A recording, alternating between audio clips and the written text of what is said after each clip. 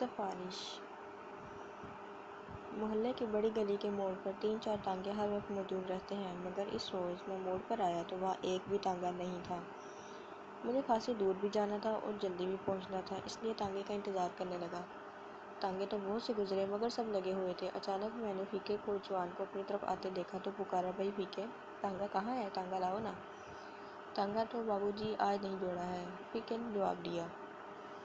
میں نے دیکھا کہ فیکا جو کوچوان کا کوچوان اور پہلوان کا پہلوان تھا، آج اتنا معصوم لگ رہا تھا جیسے پہلی جماعت میں داخلہ لینے آیا ہے۔ اس نے آج شیو بھی نہیں بنوایا تھا، اس کی آنکھیں بھی سرمے سے محروم تھیں اور بوٹی کی طرح سرخ ہو رہی تھیں۔ کیا بات ہے فیکے؟ میں نے پوچھا۔ وہ بولا، بابو جی ایک کام ہے۔ ہاں ہاں کہو، میں نے کہا۔ کام یہ ہے بابو جی کہ آپ میرے بابا کو تو جانتے ہیں نا؟ فیکا بولا، اس کی ایک آنکھ چلی گئی ہے۔ اوہو، مجھے دکھ ہوا۔ کیسے گئی؟ کیا کوئی حادثہ ہوا؟ جی نہیں۔ فیکے کے چہرے پر بھول پن کا ایک اور چھینٹا پڑ گیا۔ لال تو ہر وقت رہتی تھی اور اس میں سے پانی بہتا رہتا تھا۔ آپ تو جانتے ہیں، آپ تو بابا کے ساتھ کئی بار ٹانگے پر بیٹھتے ہیں۔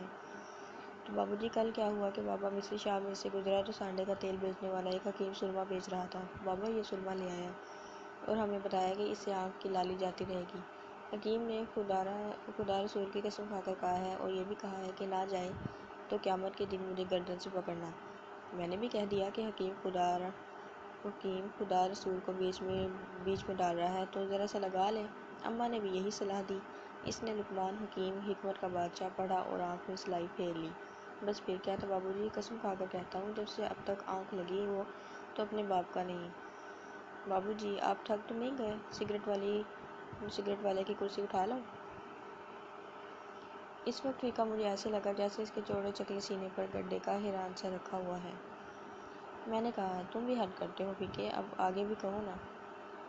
فیکے کی آنکھوں میں ممنونیت کی نمی جاگی۔ وہ بولا، بس بابو جی خدا آپ کا بھلا کرے، رات تو چیخ چاخ کر گزار دی، پھر صبح کو محلے کے سارے کوچوان اکٹھے ہوئے تو ان میں سے چچا شیدے نے کہا کہ پوسٹ کے ڈونڈے پانی میں ابالو اور اسی پانی سے آنکھ دھوئی پر بابا اسی طرح تڑپتا رہا۔ پھر کسی نے کہا کہ پالک کا ساگ ابال کر باندھا اور جب کھولا تو بابا نے صاف کہہ دیا کہ اب کیا جتن کرتے ہو، آنکھ کا دیا تو بجھ گیا۔ ہمارے گھر میں تو پرس پڑ گئی بابو جی، اسے ایک ہسپتال میں لے گئے، پھر دوسرے میں لے گئے، دونوں میں جگہ نہ تھی۔ دوپہر کو راج گڑھ کے ایک کوچوان نے بتایا کہ اس کا سالہ میو ہسپتال میں چوکیدار ہے۔ اس کی سفارش سے جگہ تو مل گئی پر برآمدے میں۔ وہ بھی کوئی ایسی بات نہیں، پر بابو جی شام ہونے کو آئی ہے اور ابھی تک کوئی ڈاکٹر تو کیا کوئی نرس بھی نہیں آئی۔ آپ صاحب لوگ ہیں، یہ دیکھیے ہاتھ باندھتا ہوں، میرے ساتھ چل کر کسی ڈاکٹر سے کہہ دیجیے کہ صدیقے مرض کو ذرا سا دیکھ لیں۔ میں نے کہا، وہاں ایک ڈاکٹر ہے، ڈاکٹر عبدالجبار، ان سے میرا سلام کہو، کام ہو جائے گا، نہ ہوا تو کل میں تمہارے ساتھ چلوں گا۔ اس وقت مجھے ایک دعوت میں جانا ہے، نام یاد کر لو، ڈاکٹر عبدالجبار۔ فیکا میرے بہت سے شکریہ ادا کر کے چلا گیا۔ پھر مجھے ایک خالی ٹانگا مل گیا۔ جب ٹانگا میو ہسپتال کے صدر دروازے کے سامنے سے گزرا تو میں نے دیکھا کہ فیکا ہسپتال کے ایک چوکیدار سے باتیں کر رہا ہے۔ ظاہر ہے کہ ڈاکٹر جبار کا پتہ پوچھ رہا ہوگا۔ ایک بار جی میں آئی کہ ہسپتال جا کر جبار صاحب سے کہہ دوں کہ میرا ٹانگا آگے نکل آیا تھا اور مجھے پہلے ہی دیر ہو گئی تھی۔ کچھ دور جا کر گھوڑا پھسل کر گرا اور 10 منٹ تک گرا رہا، پھر جب اٹھا اور چلنے لگا تو یکایک جبار صاحب کا اسکوٹر میرے ٹانگے کے قریب سے زن سے گزر گیا۔ جبار صاحب، میں چلایا مگر جبار صاحب میری آواز سے تیز نکلے۔ کوئی بات نہیں، میں نے سوچا کل کہہ دوں گا، کل پہلا کام ہی یہی کروں گا۔ رات کو میں گھر واپس آیا تو معلوم ہوا کہ فیکا کوچوان آیا تھا اور کہہ گیا تھا کہ بابو آئیں تو مجھے بلا لیں۔ میں نے سوچا اس وقت کون بلائے؟ اگر جبار صاحب ہسپتال ہی کو جا رہے تھے اور فیکے کا کام ہو گیا ہے تو شکریہ، صبح قبول کر لوں گا، اور اگر کام نہیں ہوا تو جو بھی کوشش ہوگی صبح کو ہی ہوگی۔ صبح کو میں ابھی بستر سے نہیں نکلا تھا کہ فیکے نے دروازہ کھٹکھٹایا۔ معلوم ہوا کہ رات جبار صاحب ڈیوٹی پر نہیں تھے، ان کی ڈیوٹی آج دن کی ہے۔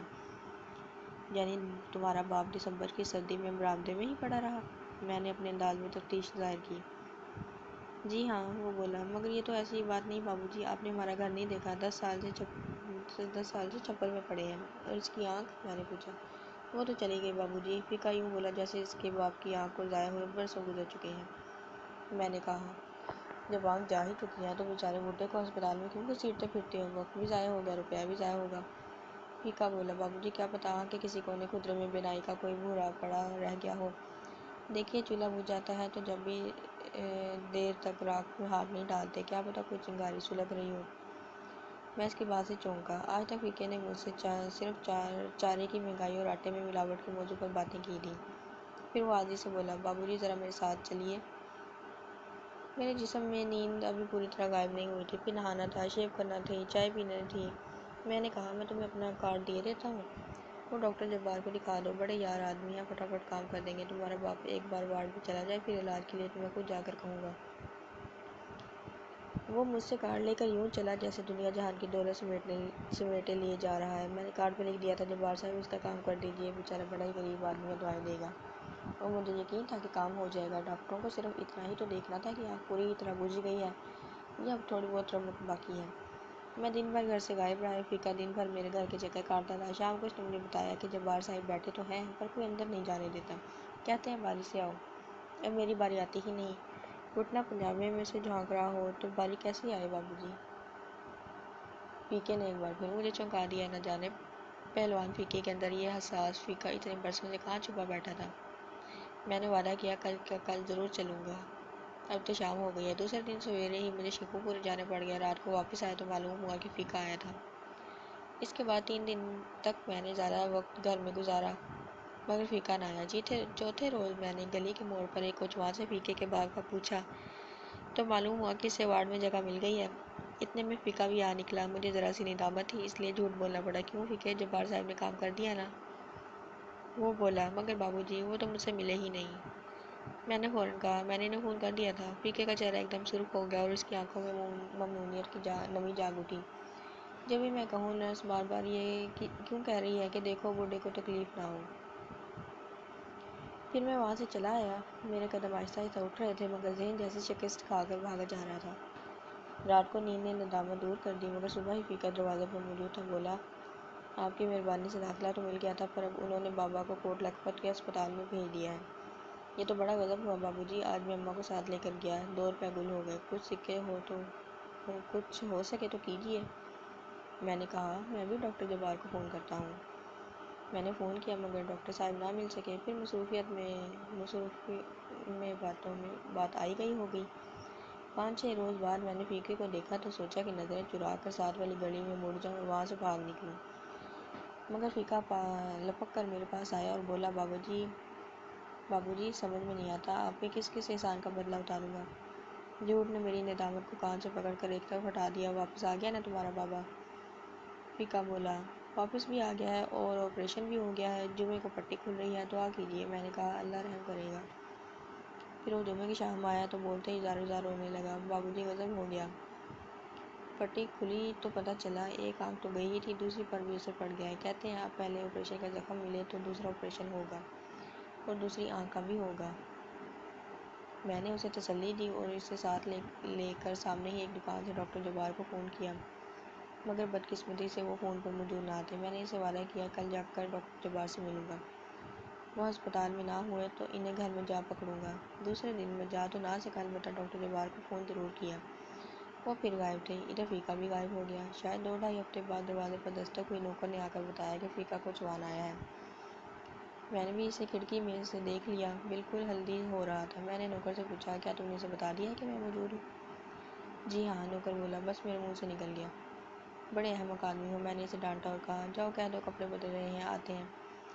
کپڑے تو میں نے بدل رکھے تھے، البتہ میں اپنے تیور بدلنے کی کوشش کرنے لگا۔ پھر اچانک خیال آیا کہ کتنا چھوٹا آدمی ہوں۔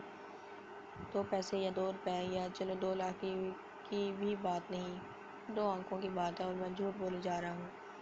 مجھے فیکے کے سامنے اعتراف کر لینا چاہیے کہ میں تمہارے لیے کچھ نہیں کر سکا۔ پھر میں نے وہ فکرے سوچے جو مجھے فیکے کے سامنے اس انداز سے ادا کرنے تھے کہ اسے سچی بات بھی معلوم ہو جائے اور دکھ بھی نہ ہو۔